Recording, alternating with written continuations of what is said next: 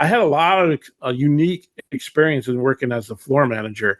When I worked with the Spanish guys, if you remember, the big thing with the Spanish guys were the table spots, right? Yes. Yeah. So do you know how the table spot worked? Let's hear You it. knew when yeah, right. So you knew when the spot was coming, right? Right. So it would be before the show, it would be Vince, whoever the producers, say Pat Patterson, and say it's Taker and Mick Foley or whatever.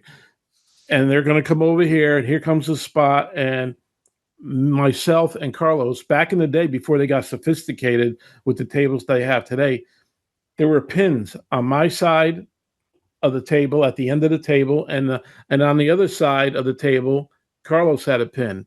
So when we knew the spot was coming, we'd have to pull the pin and keep our hands off, because if you sneezed on that table, it would collapse. Yeah. So we pull the pins. I'm gonna tell you a great story. I think it was Unforgiven. I can't remember what pay-per-view it was.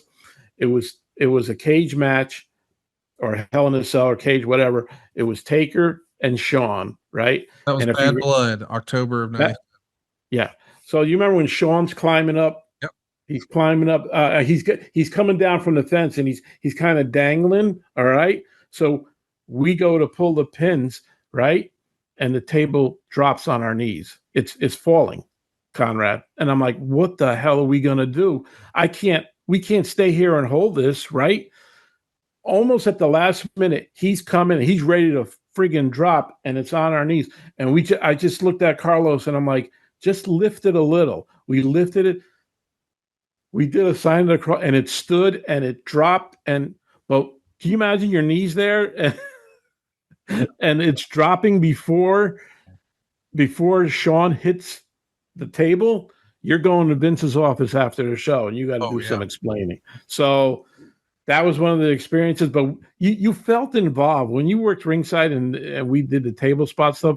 Like, you felt privileged.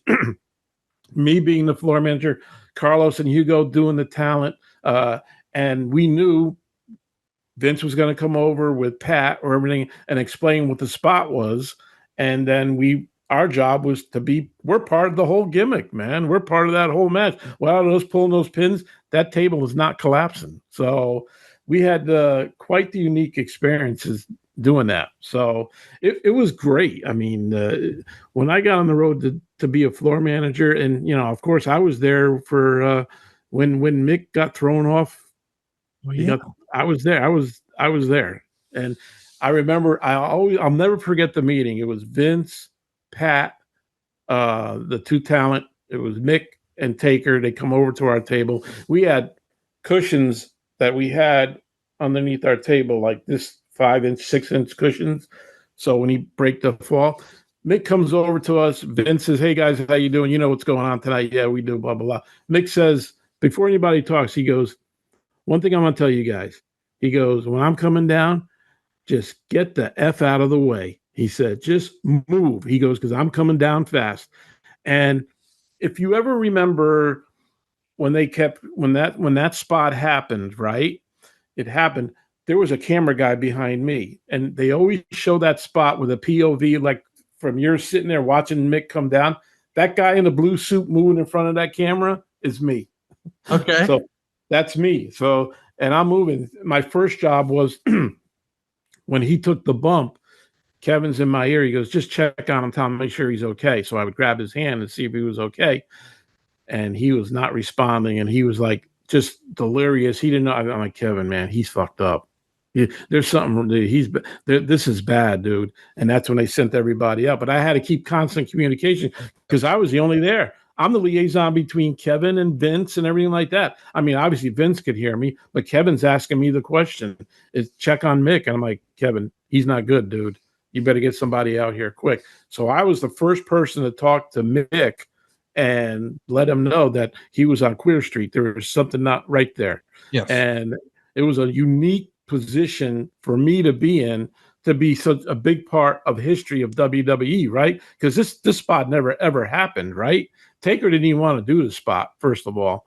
Mick insisted on it, and Vince just went along with it. So when the spot happens, you saw it was history in the making. I was the first guy to talk to Mick about it. And then after the show or weeks later, I'm like, do you remember me talking to you? And he said, nope, Tom, I don't remember a word, nothing.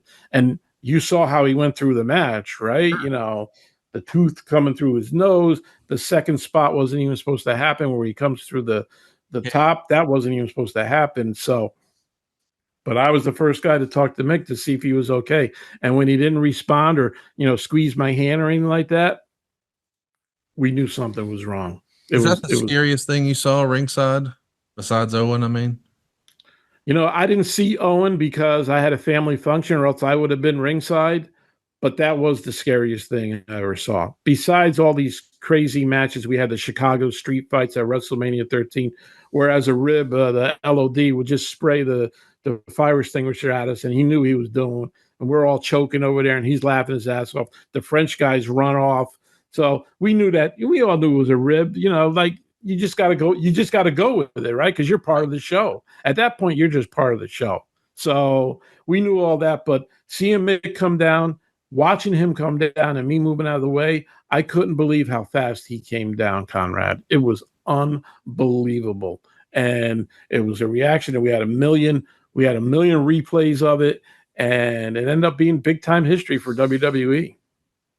It's big time history to think about you being a fan of the Bruno days, and then you sign up and join this pirate ship during the Hulk Hogan era when it's at its absolute peak.